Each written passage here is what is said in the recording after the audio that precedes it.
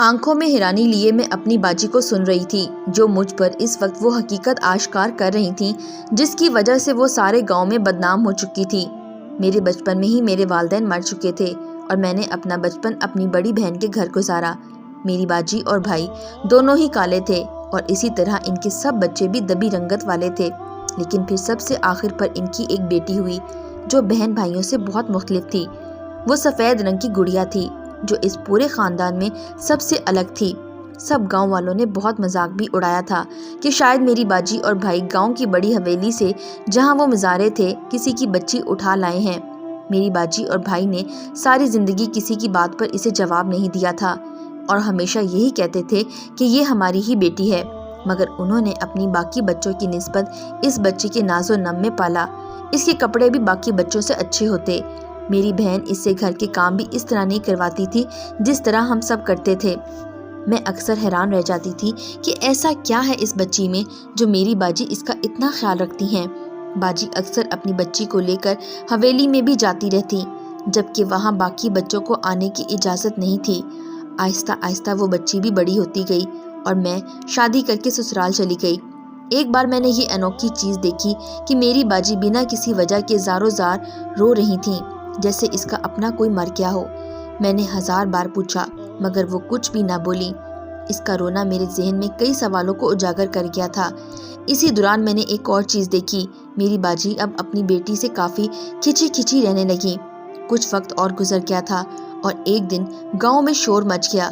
مجھے پتا چلا کہ میری بہن کی بیٹی گھر سے بھاگ گئی ہے۔ پورا گاؤں تھو تھو کر رہا تھا۔ سب کہہ رہے تھے کہ جس بچی کو ناز سے پالا وہی آج منہ کالا کر کے بھاگ گئی۔ میں یہ بات سن کر دوڑی دوڑی اپنی باجی کے گھر گئی جہاں وہ زاروں کتار رو رہی تھیں اور کوثر کو یاد کر رہی تھیں۔ بھائی واصف بھی شرمندگی سے سر جھکائے کھڑے تھے، لیکن میں نے ایک مشکوک سی چیز دیکھی تھی۔ میری باجی اور بھائی دونوں کے ہی رنگ اڑے ہوئے تھے، جیسے کوئی عجیب سی بات ہو اور وہ اسے چھپانا چاہ رہے ہوں۔ دونوں آنکھوں ہی آنکھوں میں ایک دوسرے سے بات کر رہے تھے اور اس بات نے مجھے پریشان کر دیا۔ میں نے اسی دن رات کو پوچھنے کا ارادہ کر لیا۔ پھر شام کے سائے ڈھلنے لگے اور جیسے ہی میں ان سے پوچھنے لگی تو میرا شوہر مجھے لینے آ گیا۔ میری ساس کی طبیعت بھی ٹھیک نہیں تھی، اسے ہسپتال لے کر جانا تھا، تب میں وہاں سے آ گئی۔ میں نے سوچا کہ 1-2 دن میں آ کر پوچھوں گی، مگر قسمت نے ساتھ نہ دیا اور اگلے ہی دن میری ساس اس دنیا سے چلی گئی اور ہم ان کی تدفین اور رسومات میں لگ گئے۔ کچھ اپنی ماں جیسی ساس کا جانا تھا اور باقی میرے کندھے پر پڑنے والی ان کی ذمہ داریاں ایسی تھیں کہ یہ بات میرے ذہن سے بالکل غائب ہو گئی اور میں کچھ بھی نہ پوچھ سکی۔ میری باجی انہی دنوں کچھ پریشان سی تھیں اور میرے بہنوئی بھی اب کافی خاموش رہ رہے تھے اور اکثر کہیں نہ کہیں رات کے وقت ہوتے ہی دونوں نکل جاتے۔ ایک بار پھر میرے شک نے انگڑائی لی تھی۔ مجھے لگا تھا کہ شاید میری باجی کچھ غلط کر رہی ہیں یا شاید ان کے ساتھ کچھ غلط ہو رہا ہے۔ دن گزرنے کے ساتھ ساتھ میرا شک بھی بڑھ گیا تھا۔ پھر ایک دن کوثر واپس آ گئی، لیکن وہ اکیلی نہیں تھی، اس کے ساتھ جو آدمی تھا اسے دیکھ کر ہم سب دنگ رہ گئے۔ یہ تو ہمارے گاؤں کی بڑی حویلی کے چھوٹے مالک تھے جن پر اس گاؤں کی سب دوشیزائیں مرتی تھیں، اور وہ بہت خوبصورت تھا۔ لیکن ایک بات جو ہم سب کو حیران کر رہی تھی کہ آخر اس طرح بھاگ کر ہی شادی کیوں کی گئی۔ وہ جتنے بڑے گھر سے تھا، وہ لوگ ایک بار کسی سے بھی پوچھتے تو وہ اپنی بیٹی فوراً دے دیتے۔ باجی نے کوثر کو چھوٹے مالک کے ساتھ دیکھ کر اپنا ماتھا پیٹنا شروع کر دیا۔ ہائے کوثر، تو نے کیا کیا؟ تجھے سارے جہان میں یہی ملا تھا کیا؟ باجی جو کوثر کو پہلے دیکھ کر تھوڑی مطمئن سی ہوئی تھی، اب چھوٹے مالک کو دیکھ کر اس کی حالت سنبھلنے نہیں آ رہی تھی اور اسی طرح روتے روتے باجی زمین پر گر گئیں۔ اس کے گرتے ہی کوثر آگے آئی اور باجی کو تھامنا چاہا، لیکن بھائی واصف نے منع کر دیا اور اسے یہاں سے جانے کے لیے کہا۔ سارا گاؤں آنکھیں پھاڑے یہ منظر دیکھ رہا تھا۔ دیکھو ذرا ان کی ہمت، خود ساری زندگی جس حویلی کا نمک کھایا اب وہیں بیٹی کی شادی ہونے پر رو رہی ہے۔ بھائی کے کہنے پر کوثر روتی روتی گھر سے چلی گئی۔ اس کی آنکھوں میں آنسو تھے جن پر ایک لمحے کو میرا بھی دل نرم ہوا، لیکن پھر دوسرے ہی لمحے مجھے اپنی باجی کی قابل رحم حالت کا خیال آیا۔ باجی جو کافی دیر سے بے ہوش تھی، شام کے سائے ڈھل رہے تھے کہ باجی کو ہوش آیا۔ باجی نے آنکھیں کھولی اور پہلا سوال کیا کہ کوثر کہاں ہے؟ اب کی بار جواب بھائی واصف نے دیا تھا۔ انہوں نے بتایا کہ وہ کوثر کو گھر سے نکال چکے ہیں، جس پر باجی نے شکوہ کن نگاہوں سے بھائی کو دیکھا اور پھر رونے لگی اور مسلسل یہی کہے جا رہی تھیں کہ کوثر کے ابا ہم سے گناہ ہو گیا، ہم لوگ کچھ نہ کر سکے، ہم تو گناہ کبیرہ کا ارتکاب کر بیٹھے ہیں۔ ایسے ہی باجی پھر سے غنودگی میں چلی گئیں اور میرا دماغ وہیں اٹکا تھا کہ آخر میری باجی سے ایسا کون سا گناہ ہوا ہے جس پر وہ اس طرح سے رو رہی ہیں۔ میں اس رات اپنے شوہر سے اجازت لے کر وہیں رہ گئی تاکہ اپنی باجی سے ساری حقیقت جان سکوں، کیونکہ مجھے ایسا لگ رہا تھا کہ باجی سب سے کچھ نہ کچھ تو چھپا رہی ہیں۔ گاؤں والے کافی دیر تک باجی کا حال احوال پوچھتے رہے اور اکثر نے یہی کہا کہ لڑکی کا اتنا بڑا گھر ہے، تجھے تو خوش ہونا چاہیے کہ ایسا داماد مل رہا ہے، حالانکہ ساری دنیا ایسا داماد چاہتی ہے اور تم ہو کہ ناشکری کر رہی ہو۔ لوگوں کی اس طرح کی باتیں سن کر باجی پھر سے رونے لگتی اور اپنا سر پر ہاتھ مارتی۔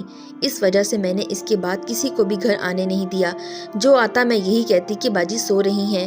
رات ہوئی تو باجی سب سے پہلے لیٹ گئی تھیں اور میں اسے سوتا دیکھ رہی تھی۔ رات کا نہ جانے کون سا پہر تھا جب میں نے دیکھا کہ باجی اپنی چارپائی سے اٹھ رہی ہیں۔ میں بھی آنکھیں بند کیے لیٹی رہی، میں بس یہ دیکھنا چاہتی تھی کہ وہ کیا کرتی ہیں۔ باجی نے جب یہ یقین کر لیا کہ میں سو گئی ہوں تو وہ کمرے میں موجود صندوق کے پاس بیٹھی اور اپنے پلو کے ساتھ لگی بانی سے اسے کھولا۔ مجھے یکدم یاد آیا کہ باجی نے کبھی اس صندوق کو کھولنے نہیں دیا تھا۔ میں اب اٹھ کر بیٹھ گئی تھی، لیکن باجی کا دھیان اب مجھ سے ہٹ چکا تھا۔ دوسری طرف منہ کیے صندوق سے کچھ چیزیں نکال رہی تھیں۔ مجھے ہمیشہ لگتا تھا کہ باجی صندوق میں اپنا زیور رکھتی ہیں، اس لیے نہیں کھولتی، اور آج مجھے یہ بھی جاننے کا اشتیاق ہوا تھا، اس لیے میں اب تک خاموش تھی۔ باجی نے ایک ایک کر کے چیزیں نکالنا شروع کی اور وہ چیزیں دیکھ کر حیران رہ گئیں۔ سب سے پہلے وہ کچھ کپڑے تھے جو بہت ہی چھوٹے سے بچے کے تھے۔ اس کے بعد کپڑوں کا سائز بڑا ہوتا گیا، لڑکیوں کے کپڑے تھے۔ اس کے بعد باجی نے کھلونے نکالنا شروع کیے۔ میں نے اپنا ذہن پر زور ڈالا تو مجھے یاد آیا کہ ان میں سے کچھ کپڑے کوثر کے تھے جو بچپن سے اب تک وہ پہنتی آئی تھی، اور کچھ کھلونے بھی، لیکن باقی کے کپڑے اور کھلونے تو میں نے کوثر کے پاس کبھی نہیں دیکھے تھے۔ اس کے بعد باجی نے تصویریں دیکھنی شروع کی تو میں نے دیکھا پہلی جو تصویریں تھیں وہ بھی کوثر کی تھیں، لیکن اس کے بعد میں نے ایک اور وجود دیکھا۔ میں اتنی دور نہیں بیٹھی تھی کہ شکلیں نہ دیکھ سکوں، لیکن پھر میں نے دوسرا وجود جو کسی بچی کا تھا میری پہچان میں نہ آیا، لیکن اس کی شکل میری باجی اور بھائی واصف سے بہت مل رہی تھی۔ اس کا رنگ بھی ویسے ہی سانولا سا تھا جیسے باجی کی باقی بچوں کا تھا۔ باجی نے اپنا دوپٹہ زمین پر آگے بچھایا اور اس پر ایک ایک کر کے سارا سامان رکھنا شروع کیا، ساتھ ہی چومتی جاتی اور روتی جاتی۔ پھر ایک گٹھری بنا لی۔ اس سے پہلے کہ وہ اٹھتی میں فوراً واپس لیٹ گئی۔ میں دیکھنا چاہتی تھی کہ باجی کہاں جاتی ہیں۔ اس نے وہ گٹھری اٹھائی اور صحن عبور کیا جہاں سب چارپائیاں بچھا کر سو رہے تھے۔ صحن سے باہر جا کر باجی نے وہ گٹھری زمین پر رکھی اور اس پر مٹی کا تیل ڈالا۔ اس سے پہلے کہ وہ سارے سامان کو آگ لگاتی میں فوراً آگے بڑھی اور اس کا ہاتھ پکڑ لیا۔ مجھے دیکھ کر باجی کا رنگ اڑ چکا تھا۔ میں نے وہ گٹھری اٹھائی اور باجی کو ساتھ لے کر اندر آ گئی، اسے چارپائی پہ بٹھایا اور پانی کا گلاس پکڑایا۔ باجی سر جھکائے بیٹھی تھی جیسے اس کا کوئی راز پکڑا گیا۔ تبھی میں نے اپنی بہن سے وہ سوال کیا جو کافی دنوں سے میرے دماغ میں گھوم رہا تھا۔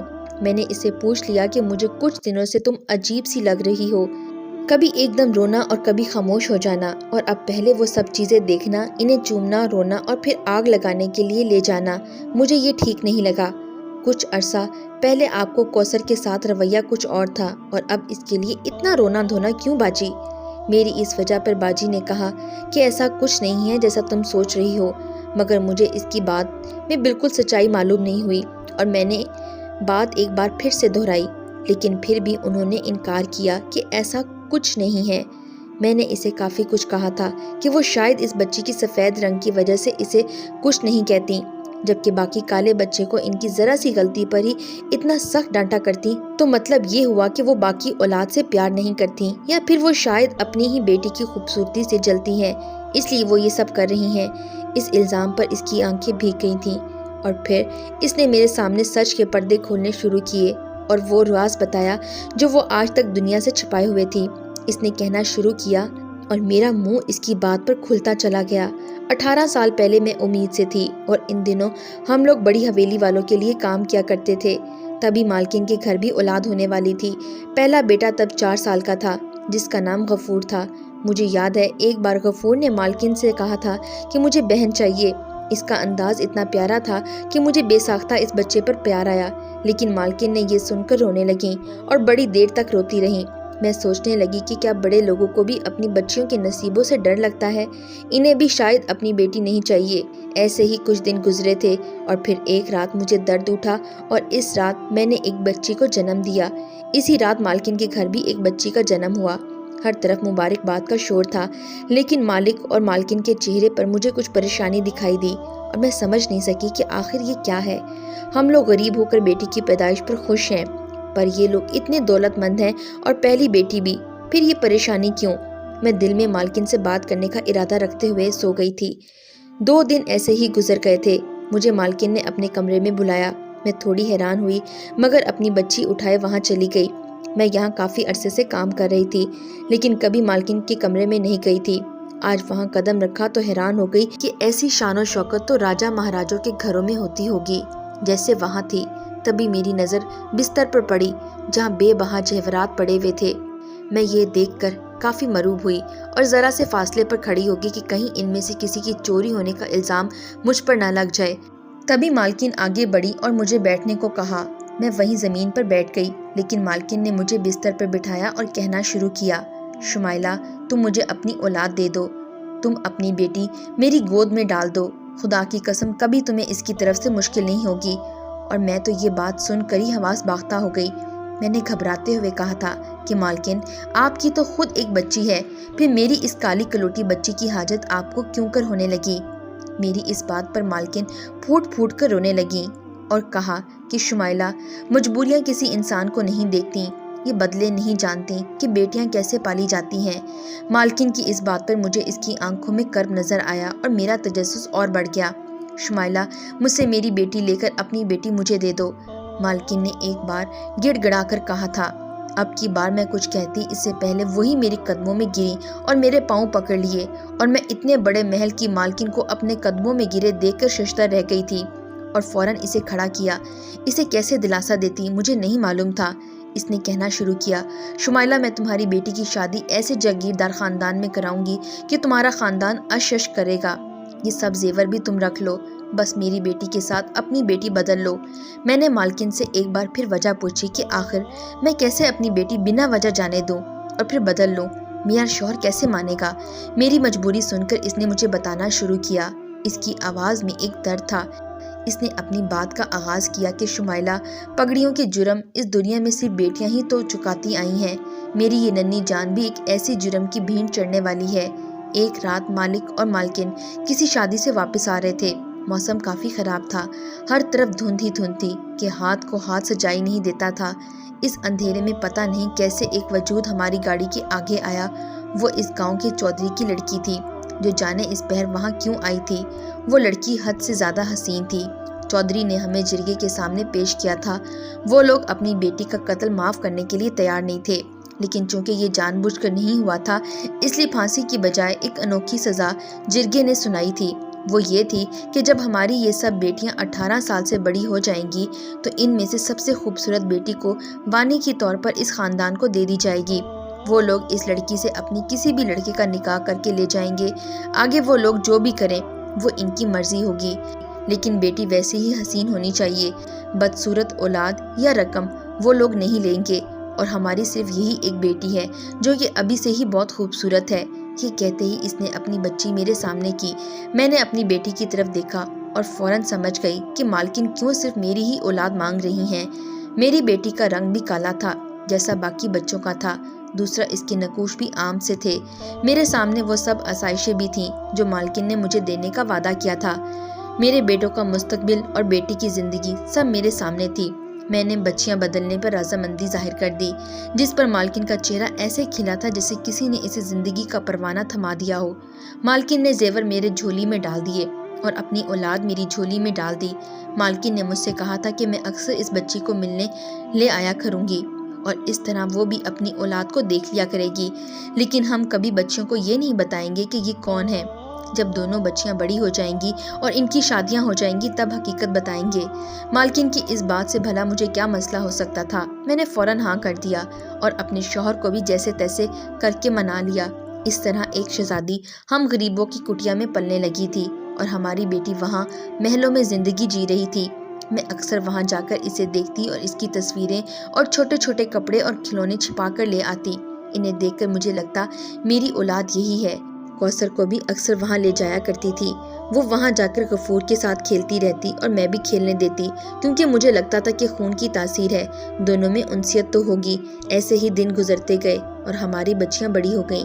کوثر اور روشنی دونوں 18 سال کی ہو چکی تھیں۔ دوسری حویلی والوں نے وانی کا مطالبہ کیا اور روشنی کو دیکھنے وہاں آئے تھے، اور پھر وہی ہوا جس کے بارے میں مالکن نے کہا تھا۔ وہ لوگ روشنی کو لے کر نہیں گئے تھے۔ انہیں خوبصورت لڑکی وانی میں چاہیے تھی، مگر وہ لوگ ایک پھوٹی کوڑی بھی نہیں لے کر گئے۔ میں بھی اس بات پر حیران تھی، لیکن اس بات کا جواب 3 دن بعد ہم سب کو مل گیا تھا، جب روشنی اپنے کمرے میں مردہ پائی گئی تھی۔ وہ لوگ خون کا بدلہ خون میں لے چکے تھے۔ بیٹی بدصورت تھی تو کیا ہوا، بیٹی تو تھی۔ ان دنوں مالکن بھی خوب روئی تھی، آخر اس نے روشنی کو پالا تھا، اور میں بھی اپنی اس دکھ میں تو رو رہی تھی کہ کبھی اپنی بیٹی کو اچھے سے گلے بھی نہ لگا پائی۔ کچھ دن مزید گزر گئے کہ ایک اور بنچال آ گیا۔ کوثر نے مجھ سے اور واصف سے غفور کی شادی کرنے کو کہا تھا۔ اس پر ہم دونوں نے فوراً انکار کر دیا تھا۔ آخر کیسے ہم دونوں اس کی شادی اس کے سگے بھائی سے کروا دیتے، یہ تو گناہ کبیرہ تھا۔ ہم دونوں بہت پریشان تھے کہ آخر اس مسئلے سے کیسے گزریں۔ ابھی ہم اسی سوچ بچار میں تھے کہ کوثر گھر سے بھاگ گئی، ہمارے سارے کیے کرائے پر پانی پھر گیا۔ اس بچی کی زندگی بچانے کے لیے ہم نے اپنی بیٹی گنوا دی، اور یہ ہمارا منہ کالا کر کے چلی گئی تھی۔ آج جب وہ اپنے شوہر کے ساتھ آئی تو میں یہ کیسے دیکھ لیتی کہ وہ اپنے ہی بھائی کی بیوی ہے۔ باجی مجھے ساری بات بتا چکی تھیں، اور اب وہ پھوٹ پھوٹ کے رو رہی تھیں، اور میں تو حیرانی سے سب سن رہی تھی کہ ہمیں کبھی بھی کچھ پتہ نہیں چلا۔ اگلے دن صبح صبح باجی اور واصف بھائی حویلی جانے کے لیے تیار ہوئے۔ ان دونوں نے سوچ لیا تھا کہ اب وہ کچھ بھی نہیں چھپائیں گے اور کوثر کو ساری حقیقت بتا دیں گے۔ آج میں بھی ان کے ساتھ تھی۔ وہ حویلی پہنچے تو سامنے ہی مالکن نظر آ گئی۔ آج باجی کا سر جھکا ہوا نہیں تھا، وہ ان دونوں کے سامنے کرسی پر بیٹھی تھیں، اور مالکن سے کہا کہ اس نے اپنی بیٹی تو بچا لی، لیکن ایک گناہ کبیرہ کر بیٹھی ہے۔ اس بات پر مالکن نے اچھنبے میں سے میری باجی کو دیکھا تھا اور پوچھا کہ کیا ہوا شمائلہ، تم ایسے کیوں کہہ رہی ہو؟ اس پر میری باجی نے انہیں بتایا تھا کہ کوثر نے بھاگ کر غفور سے شادی کر لی ہے۔ آخر سگے بہن بھائی کیسے شادی کر سکتے ہیں؟ یہ کہتے ہی باجی کی آنکھوں میں آنسو تھے۔ مالکن نے یہ سن کر آواز لگائی تھی کہ کوثر اور غفور اندر آئیں، اور پھر مالکن نے کہنا شروع کیا اور ایک اور حقیقت آشکار کی تھی۔ غفور ہمارا بیٹا نہیں ہے، غفور تو میرے دیور کا بیٹا تھا، جس کا انتقال ایک حادثے میں ہو گیا تھا۔ اس کی بیوی بھی تبھی چل بسی تھی، اور تب میں نے اور اکبر صاحب نے غفور کو پالا تھا۔ یہ ہمارا سگا بیٹا نہیں ہے، اور ہمیں ان کا نکاح کا بھی پتہ ہے۔ مالک کے اس انکشاف پر میری باجی کا رنگ عجیب سا پڑ گیا تھا۔ انہیں باقی کی حقیقت تو بتائی بھی نہیں گئی تھی، ساری ذلت ان لوگوں کے حصے میں آئی تھی۔ مالکن نے آج پھر میری باجی کے قدموں کو چھوا تھا، مگر آج میری باجی وہاں سے اٹھ آئی تھیں، اور میں سارا راستہ یہی سوچ رہی تھی کہ کیا ساری قربانیاں غریبوں کے لیے ہی لکھی ہیں؟ میری باجی نے ساری عمر ذلت بھی دیکھی تھی اور اپنی بیٹی بھی کھو دی تھی، کیا غریبوں کا خوشیوں پر کوئی حق نہیں ہے؟